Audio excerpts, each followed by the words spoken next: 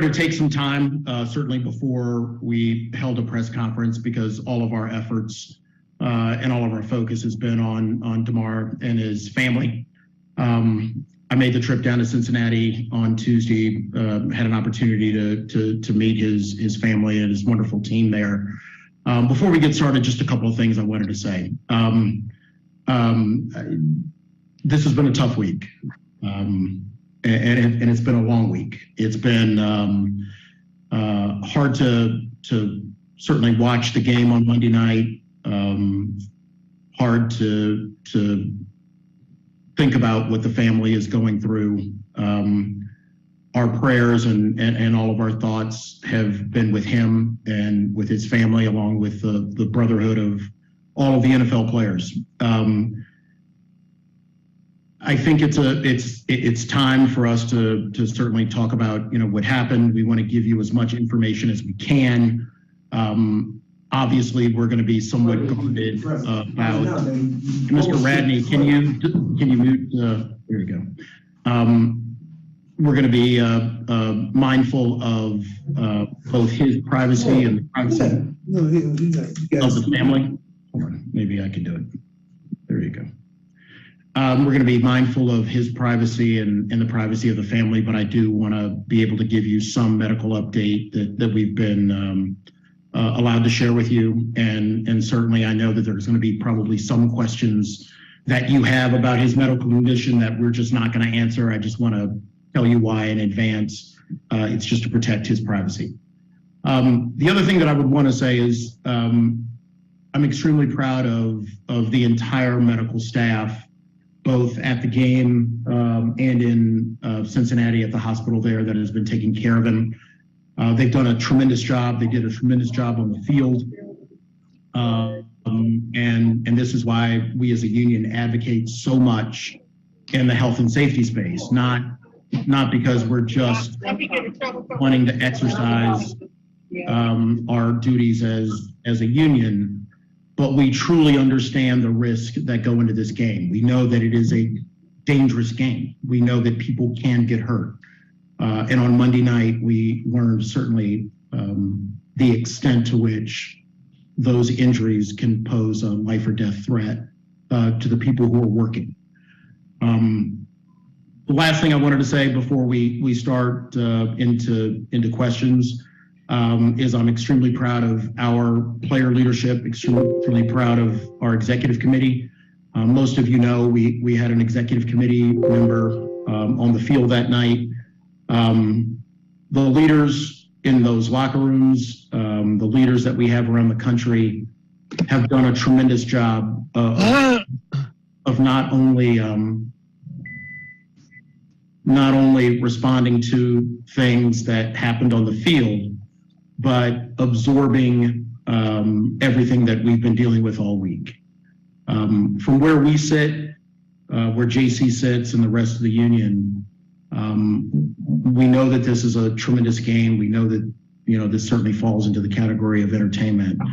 But as we've tried to remind everyone, this is a business that is operated by humans, breathing humans, and they're people's sons, their husbands, their fathers. And that's where we have always tried to keep our focus, given our work. So with that, George, we can open it up to questions. Hopefully you have control. If not, you just tell me what to do, and I'll do it like I always do. Here's what we're going to do. We're going to give Dr. Mayer an opportunity, because he's there in Cincinnati at the moment, to share his update.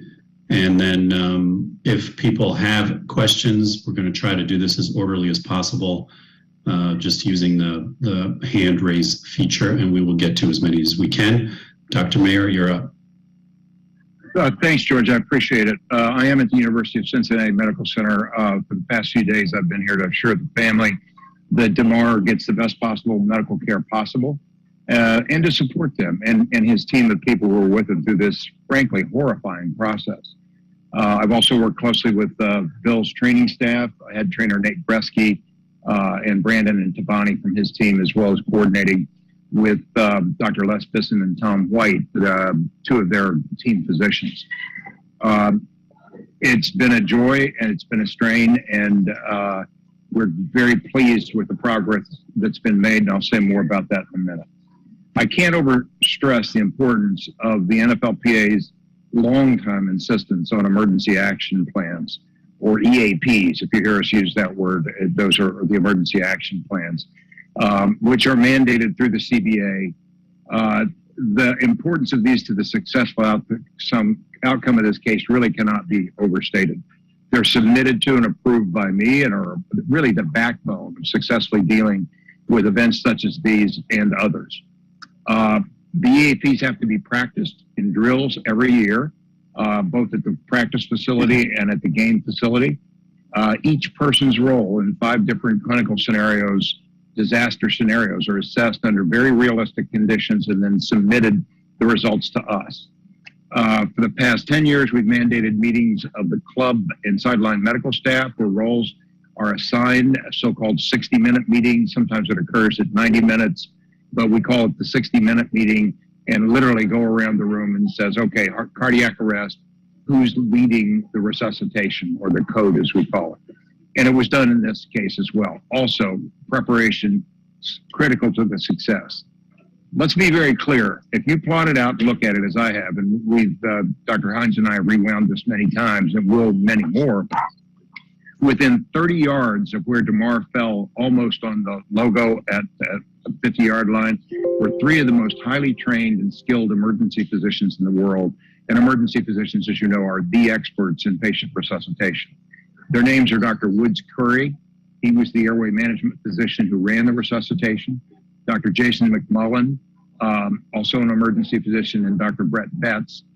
Dr. Betts is the emergency physician, but also team physician for the Bengals, who very kindly and aggressively came out. And so that 3-person unit was responsible for saving his life, period. I've met with them here at University of Cincinnati Medical Center. The family has met with them. That was a very grateful and tearful reunion, as you might guess, for all parties involved. But thank you to them. From there, the field, he was taken to the University of Cincinnati Medical Center's emergency department, which is a world's leader in resuscitation science and has been as long as I've been a physician. They performed flawlessly and transported him to the trauma service with very talented emergency and critical care folks. Dr. Tim Pritz, who is the chief of general surgery in their trauma service, superb at both his clinical skills and his communication skills. I've sat through all the debriefings with the family, and Dr. William Knight, an emergency physician and critical care expert there. Their team was flawless, impeccable, not just on the clinical side, as I said, but the communication side, and the nursing staff, support staff, led by Shelley Gordon, who heads up that unit, took it from there. And folks, it just doesn't get any better than that. This is a Pro Bowl, Super Bowl, elite level group of physicians, nurses, and technicians. As to the player, as you know, we never comment specifically on individual player care, but what I can share with permission of the family is that, well, there's a long way to go. All signs are optimistic, highly optimistic, and point to what is likely to be a full neurologic recovery. Now, we've got to get there, but so far things have been very, very positive. I think you've heard it's a matter of public record that when he woke up, which was much sooner than expected, his first question was, did we win the game? And as Dr. Pritz so wisely said, Damar, you won the game of life. And that's in no small measure to that group of people that I've mentioned. But also, again, without the EAP, without the union stressing the importance of working closely together with all these physicians and the team physicians, I compliment the Bills team's physicians for recognizing this was a crucial situation, and doing the all call, the helicopter sign, is what pulls everyone onto the field. On a personal note, despite the careful plans and the drills and the superb professionals who cared for him, there's a critical aspect of this outcome that no one should miss, and that is the courage, the character, the tenacity of this young man was essential to him being in the position that he's in now, to continue to heal and to continue to thrive. Because without that, we simply wouldn't be discussing this in the positive light it so richly deserves.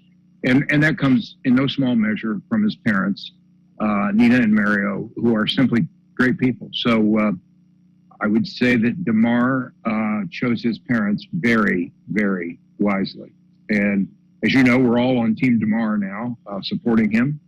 And I'm going to turn this to our Deputy Medical Director and Chief Health Equity Officer. If you've not met Colonel Sid Hines, Dr. Hines is a brilliant neuroscientist, a long career in the and decorated career in the military. And he'll share a few words about, the broad phenomenon that was responsible for this. And I would say that all the physicians here, we talked at some length this morning, and I agree on where this came from. So Sid, turn it over to you, partner. Tom, thanks very much, and thanks for your presence there in Cincinnati. I know it means the world to everyone there. A lot of people have been speculating about, what would have caused this.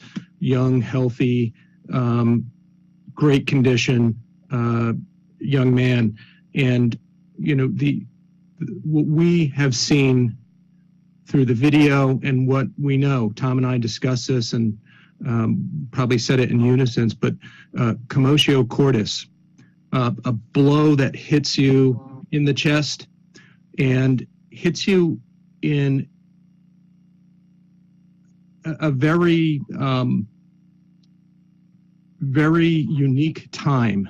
And that's when there's an upstroke of the heart, and go back to what an EKG looks like, the second peak, it has to hit you in the right place.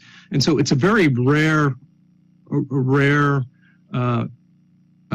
incidence. It doesn't happen very often at all, but we know about it. And to what Tom spoke about, the emergency action plans, preparing the teams ahead of time, that's all part of hoping for the best and preparing for the worst. And that's what happened.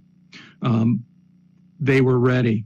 So one of the things I want to touch on, I was in Cincinnati earlier this week, is, Damar is going to be getting an evaluation, a continuous evaluation as he improves, to take a look at any other underlying causes that or medical conditions that he might have. So we want to make sure that everybody appreciates that, not only cardiovascular, but they're going to look at everything. That's part of the recovery process when someone goes into VFib and has to be defibrillated. So, and the last point I want to make is, obviously our focus is on Damar, but everyone saw the videos.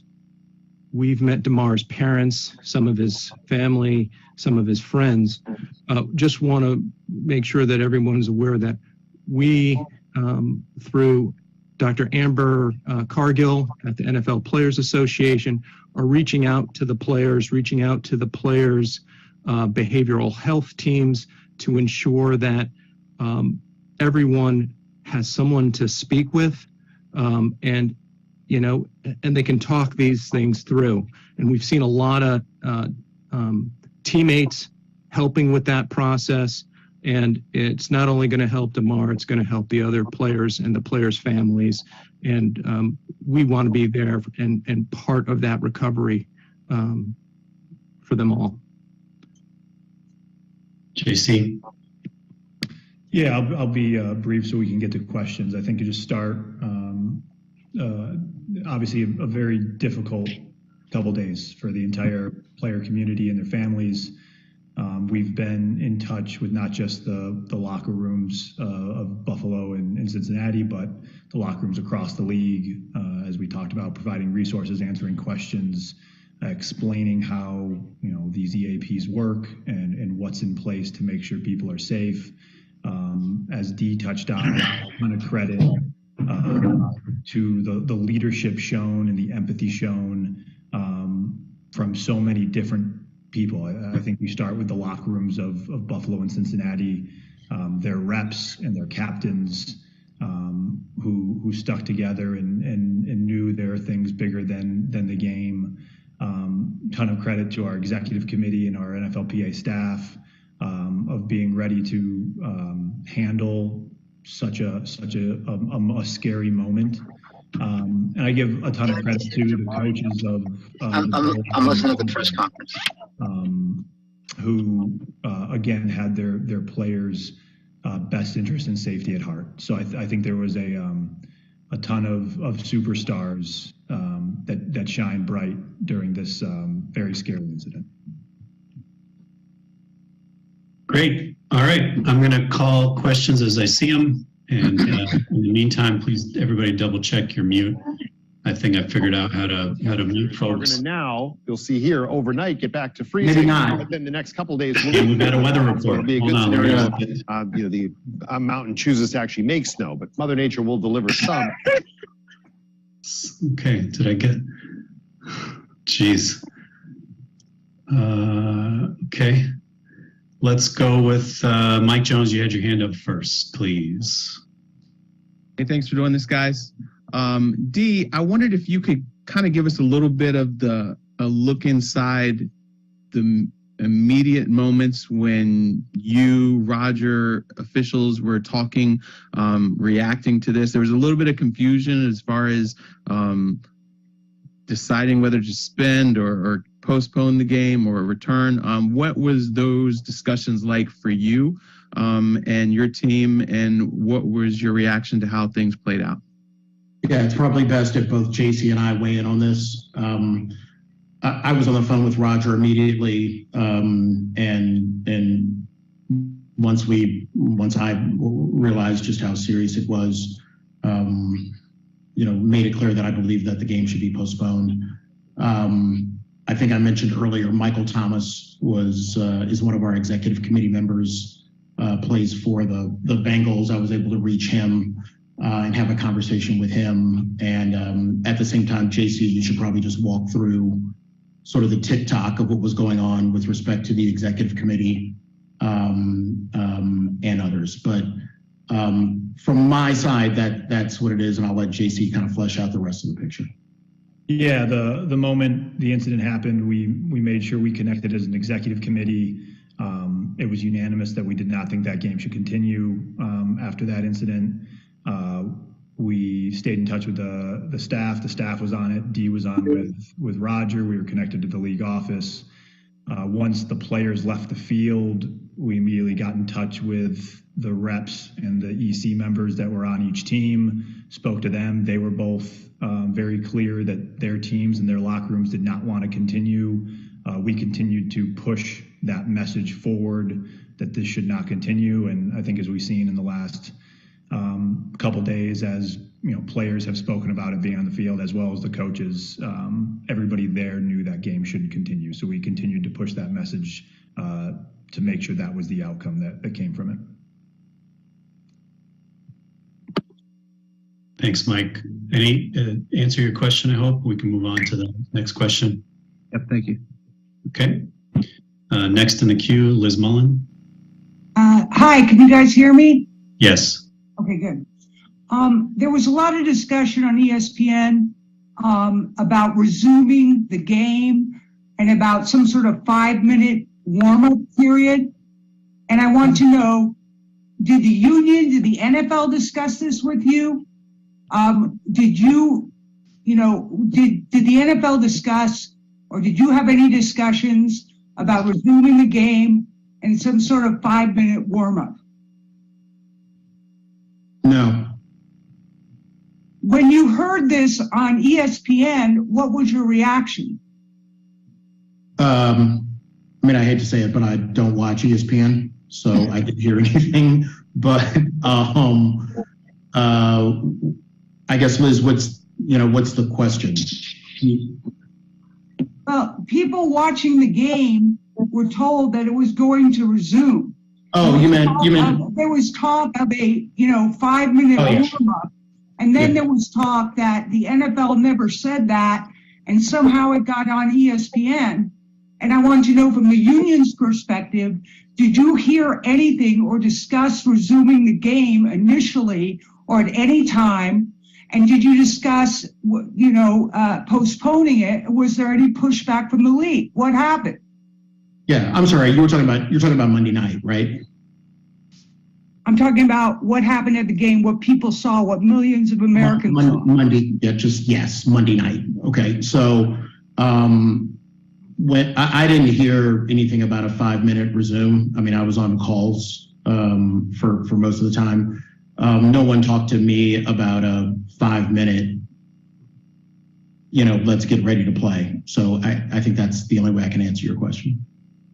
Well, I guess my question is for JC. Were the players at any time told that they were going to go back on the field and play the game?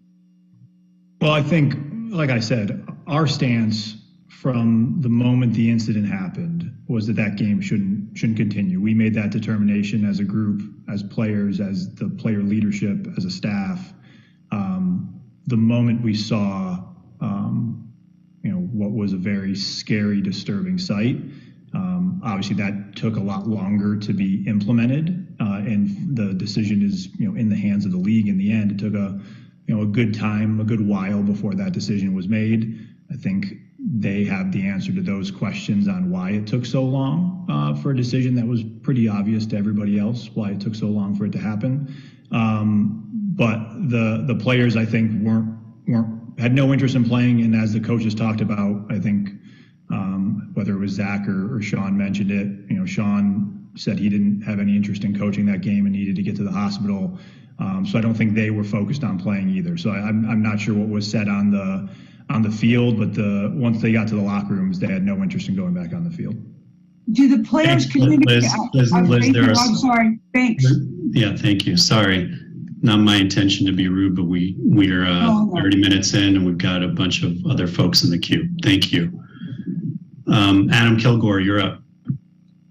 Hey, Dee, thanks for doing this. What is the union's voice in how to move forward with possibly rescheduling or what the schedule will be, and what is the union's position on that? Yeah, we don't have a role in scheduling. Our job is to hold the league accountable to wages, hours, and working conditions. The management right clause gives management the right to schedule when to work, when the scheduled work can occur. If they want to add work, they have to bargain with the union, but otherwise we're not involved in those decisions. Labor law. And maybe JST could chime in too if you want. Do you have a position even if you're not able to sort of have a voice at the table, so to speak? No, I think as Dee explained, it would be a waste of time to kind of sort through possibilities if we don't have a say in it. So we don't have an opinion, and that's up to the league to make their decision. Thanks, Adam. Patrick Freeman. Attorney Smith, Pat Freeman from the Buffalo Criterion newspaper. How are you today? Awesome. How are you? I was at the game on Monday covering the game in Cincinnati, but I was also covering the game when Kevin Everett was hurt. And a few days later, your predecessor came and met with the media and assured us that Kevin Everett would be receiving over $284,000 a year for the rest of his life if he could not play the game again. Is that the same for Damar in worst case scenario? Yeah, I would never, ever talk about the player's benefits. That's private between him. And you probably know I never answer hypotheticals. The only thing I care about right now is being there when that young man walks out the door. And he knows, and everybody knows, that his union, as it has been since the day he went into the hospital, his union will be there when he walks out the door, and will be with him for whatever he needs going forward.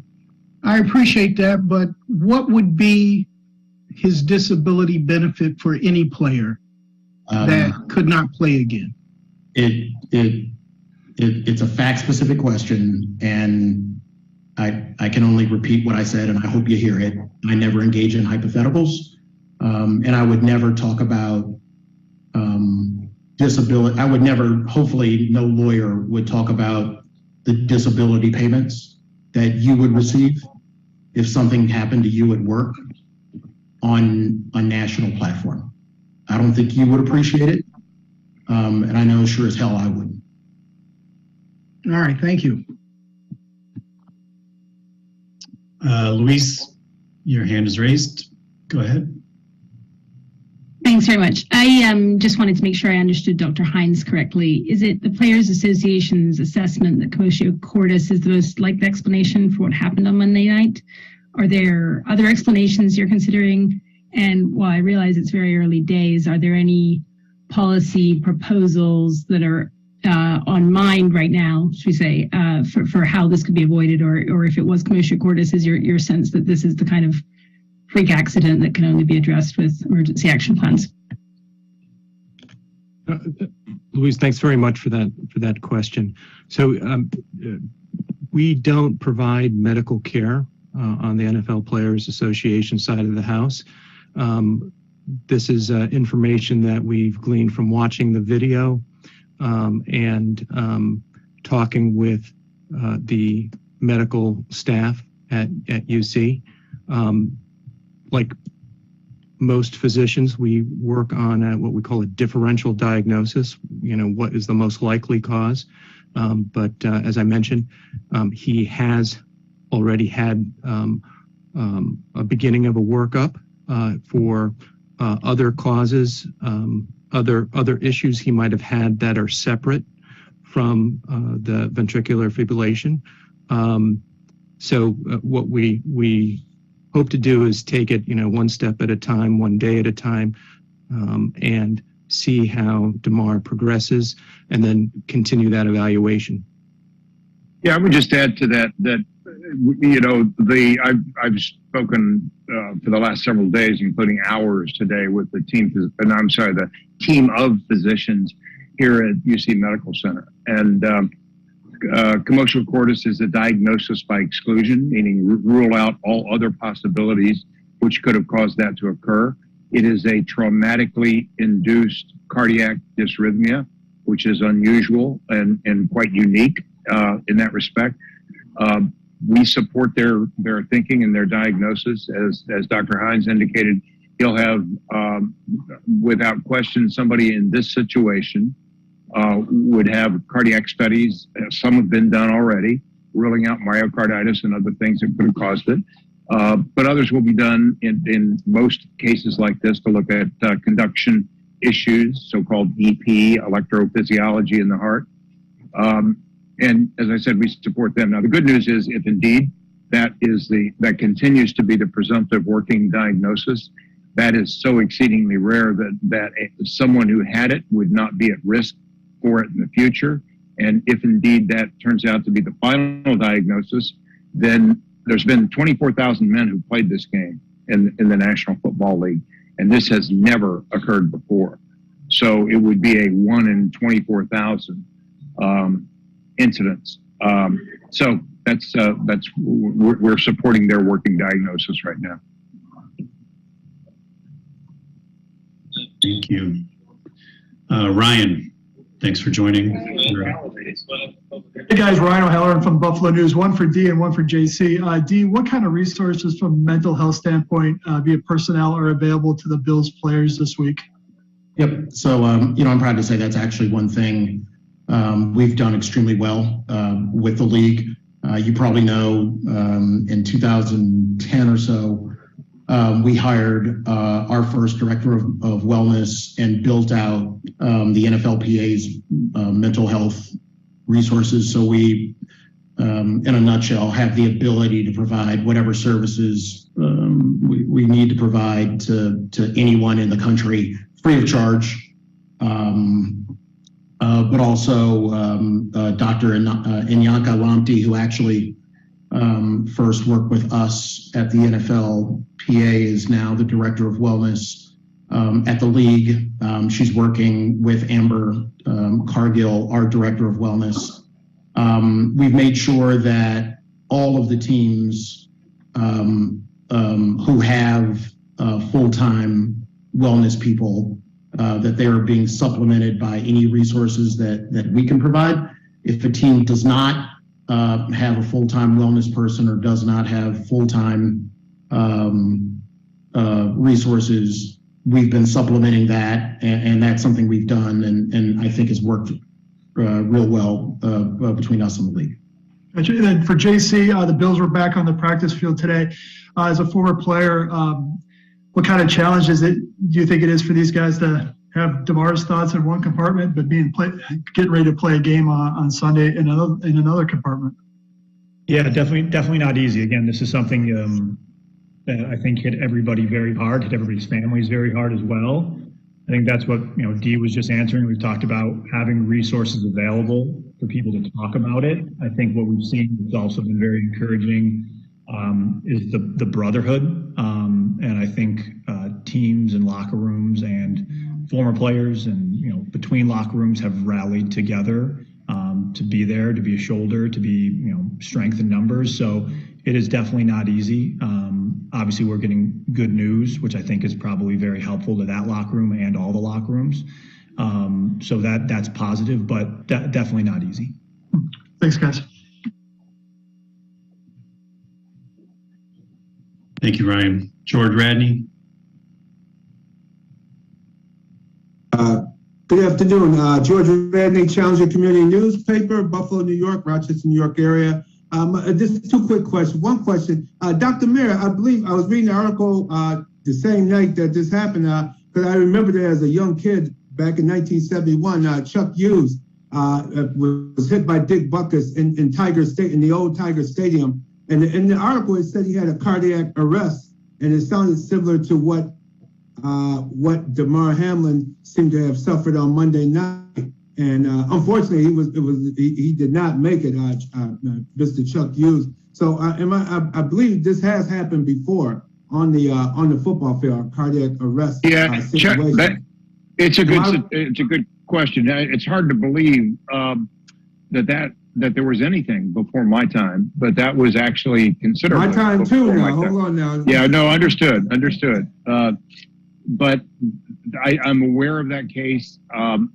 Even as at that time, I was a college football player. I certainly was aware of it, and a Bears fan as well. I eventually tried out with the Bears, but that's ancient history. But no one ever looked into it in any detail. The problem was, and I went back into one as far as we could, and what we knew is that he had a significant cardiac blockage in one of his main coronary arteries, and that it probably did not have anything to do with the trauma. It was probably a cardiac arrest from a myocardial infarction. But there's not a whole lot of what is known is that he had a significant blockage in an artery that could have caused that. But I didn't see any autopsy report other than that. Nothing about did he have blood in the pericardium? Did he have anything else? So again, because commotio cordis is a diagnosis by exclusion, the fact that he had evidence of a myocardial infarction, you'd say, well, it was myocardial infarction and not it would be hit in all likelihood. Does that make sense? It does somewhat make sense. Because was there any footage? Because I remember we didn't hear about it. It was in the local newspaper like 4 days later. The game's on Sunday, and it was in the paper. You just saw a picture of the guy on the field with Dick Butkus looking over him. Was there any footage that you know of that actually saw what happened? Let me jump in. Yeah, let me jump in. I actually, starting Wednesday, looked for that. I'm sure there's footage, probably reel-to-reel footage somewhere. I mean, he actually was not hit by Dick Butkus. He collapsed near Dick Butkus. The photo is of him of Dick Butkus looking down on him, but it wasn't the result of contact. Doc's right. Later, they found that he had a nearly 75% blockage in his artery when he collapsed to the ground. So, no, it's not similar, right?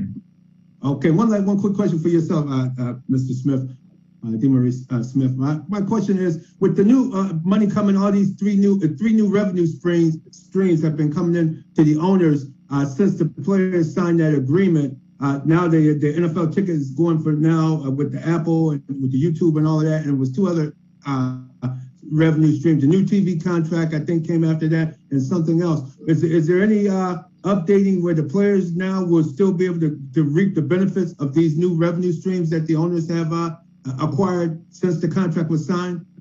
Yeah, the revenue streams aren't new. I mean, they're new deals, but media and the way that we define media under the collective bargaining agreement is, just to make it clear, we grab revenue from all sources. That's number one. We're always obviously happy when those revenue numbers come up, and we will receive our percentage share like we always have. All right. Thank you for your time, sir. Thank you. Both of you gentlemen. Thank you both. Thank you. Appreciate you. Thanks, George. Dan Graziano. I'm curious what kind of feedback you guys are getting from players, I guess specifically on the Bills and the Bengals, but all around the league in terms of any feelings guys have, concerns guys have about playing again, this weekend. JC, I mean, it's probably... Yeah, we've obviously been hosting calls the last couple of days. We had an executive committee call. We had a board of reps call. We had calls available for the Bills and the Bengals individually, and then an all-player call last night. So we've wanted to make ourselves extremely available, and also not just us. I think they know that they can get in touch with us to discuss their feelings, but also making sure they know we can put them in touch with people to help them through difficult times. So we haven't got a ton of comments about not feeling like they're able to play. Again, I think we're obviously getting some very positive news, in just the last hours. So I think we haven't talked to people since then. I think it probably will continue to shift throughout the week, and we're hoping we're continuing to get good news, continuing to get progress. And then also we're continuing to put resources into buildings, into team facilities that will help players through, as well as what we've made clear. Our phones are always on for players' families as well. And this is not just an issue where players have to get through some things. Definitely hits the families hard too. Understanding that, sometimes it's easy to forget just how dangerous the sport is. So I think this is a moment where everybody got a little experience, very scary experience with how dangerous the game of football can be. And we want to make sure we have the resources and the professionals available to help people talk through and deal with those emotions. And Dan, one thing I would say to follow up is, and you've heard probably iterations of this over the last 14 years. Our men are not gladiators. That's something that I hate that word when it comes out of reporters' mouths. I hate that word when it comes out of fans' mouths. I hate that word when it even sometimes comes out of our players' mouths, because it assumes that you are somehow less of a human than everybody else. And while this is tragic, I hope that this sends a message that people are aware of the humanity of this game. And yes, it's dangerous, and yes, it's scary. Yes, it's entertainment. But my hope is that people understand and appreciate just the sheer humanity of this game. Thanks, Dan. Jenny Vrentis. Hi. I wanted to follow up on the first question that was asked about the conversations that took place on Monday night. Troy Vincent said on Monday night that it never crossed their mind to talk about was warming up to resume play, that was never something that was considered. I wanted to see what your recollection of Monday night was. I think Dee and also JC, was resuming play ever something that was discussed, either in your conversation with Roger, Dee, or at any other point that night? Not for me, no. Once I was aware of the severity of it, it was just a question of, when and the necessity of ending this game. I never heard from a player that I talked to who wanted to go back out on the field. JC? Yeah, again, I mean, I was in touch with the players in the locker rooms and the executive committee. They were adamant that they shouldn't go back on the field, and they weren't in a state of mind to go back on the field. And again, that was just the executive committee. When that happened, every person said, I wouldn't be able to continue doing this if I was out there right now. So we made our stance known immediately before even talking to the two teams. And then once we were able to get in touch with the two locker rooms, they echoed what we all believed as an executive committee, that the players are not capable of. So those are the communications I was having. I did not talk to Troy personally, though, so I don't know what was going through his head. Yeah, just to clarify, was there any indication coming from the NFL side that they wanted to resume the game, that they were interested in potentially resuming on Monday night?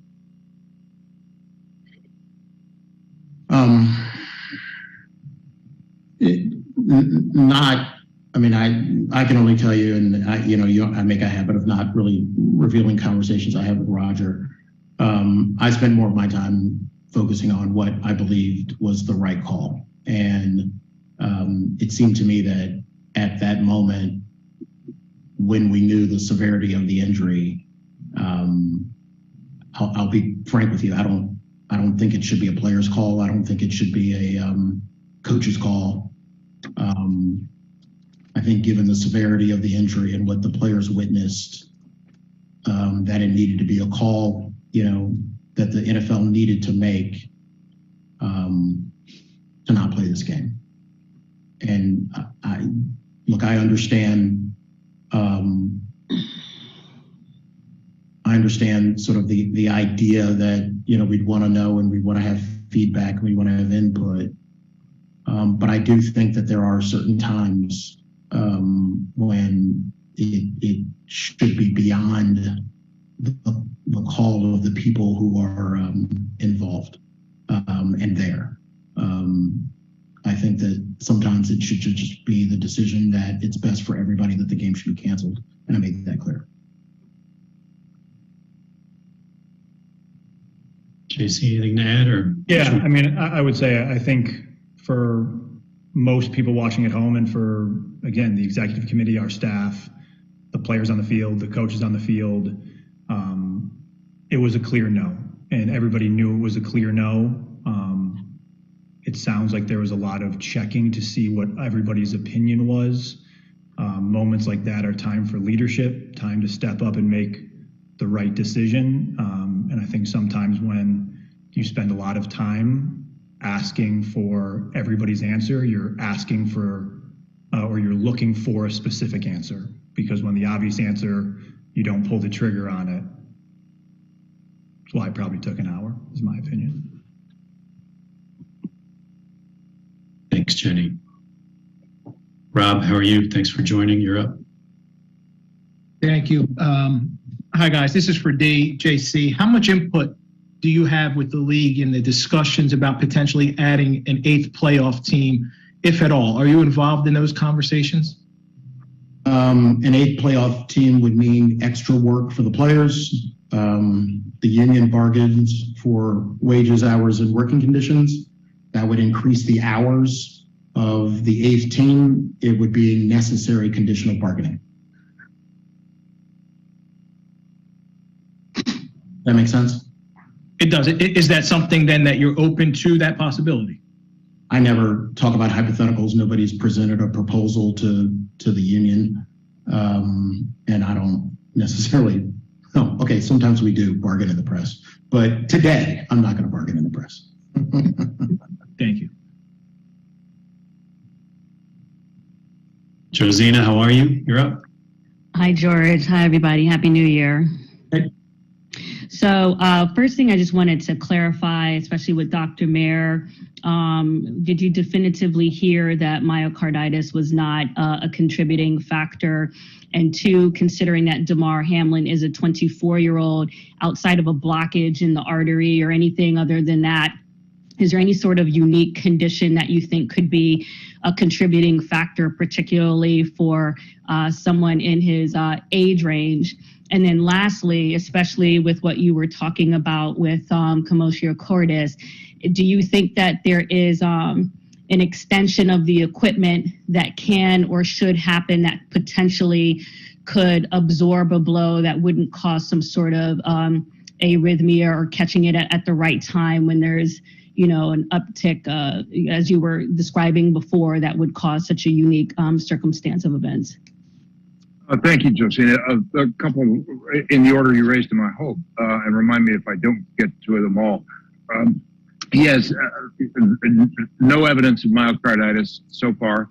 A player in a situation like that, so I'm stepping away from the individual player, would get conduction studies through a catheterization that look specifically at are there accessory pathways that put him at risk. There's no reason to think so, in the sense he's had numerous EKGs in the past, and none of those showed any evidence of that.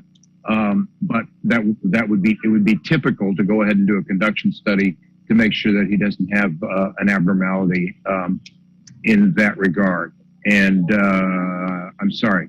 Yeah, the second question was just that, is there any sort of unique condition, you know, other than what you guys mentioned, that could be a contributing factor? Because you guys said that examinations will continue for underlying factors that I know you're not, you know, specifically there right now, but in terms of things that you might be looking for that could be a part of that web.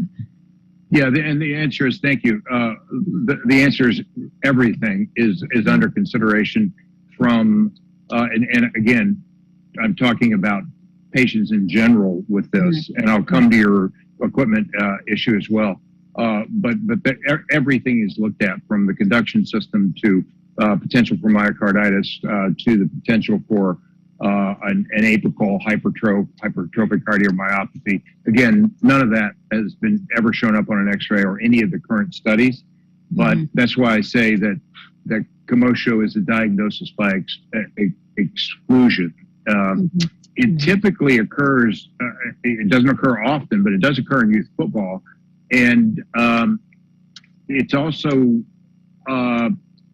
most common in hockey players, in lacrosse players.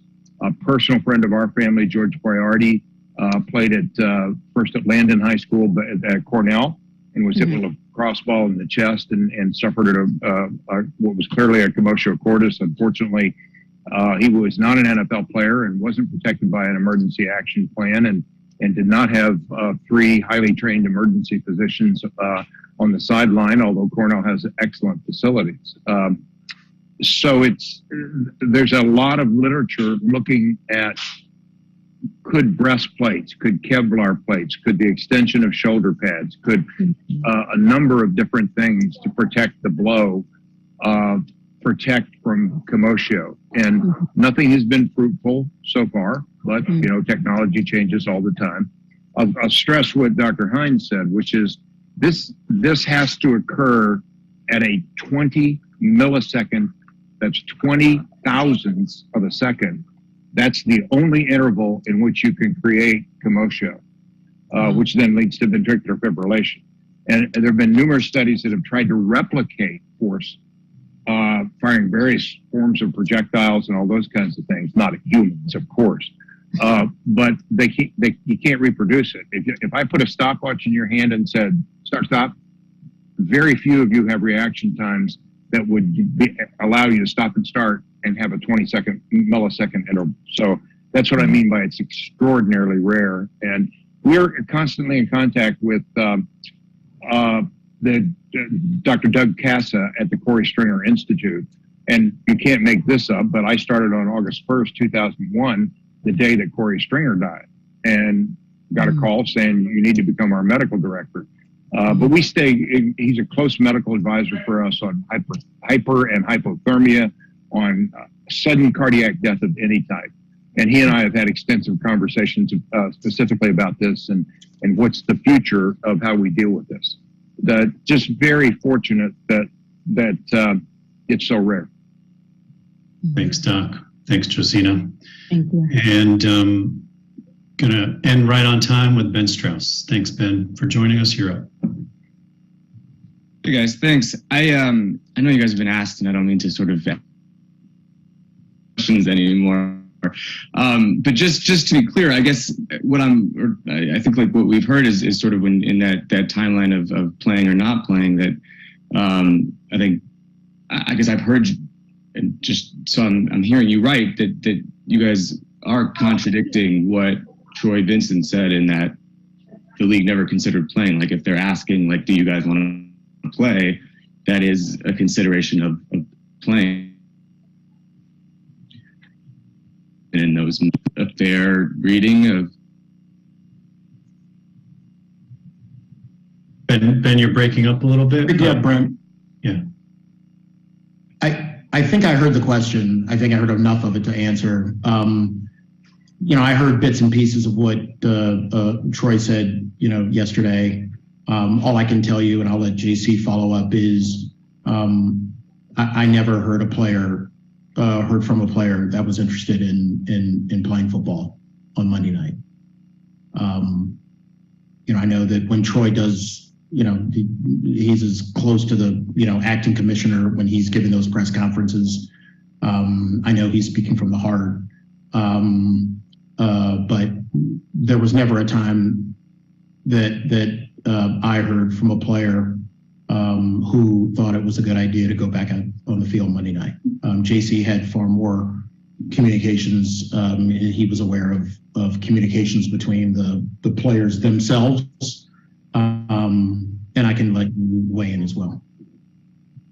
Yeah, I know we've obviously talked about this quite a bit. The players had no interest in playing. The coaches had no interest in coaching. I think every former player watching that game knew they would be unable to play. Like I said earlier, in times where a leader needs to make a decision, when you take a bunch of time to ask everybody else what their opinion would be, it seems more like you're searching for the answer you want and not what the right answer actually is. So we made the determination it wouldn't be smart to continue playing. The moment we saw what happened and how scary that was, again, it as we all know, it took a long time for that to actually go into effect. Thanks, everybody. We appreciate everyone's time. We will make a recording and transcript available to you as soon as it is ready. DJC and the two docs, we appreciate you very much for being available and for everybody to join. Thank you for being a part of it. Happy New Year. And best news is Damar's improving. So it's great stuff. Great note to end on. Thank you, everyone. Thanks, bye. Thank you. The recording has stopped.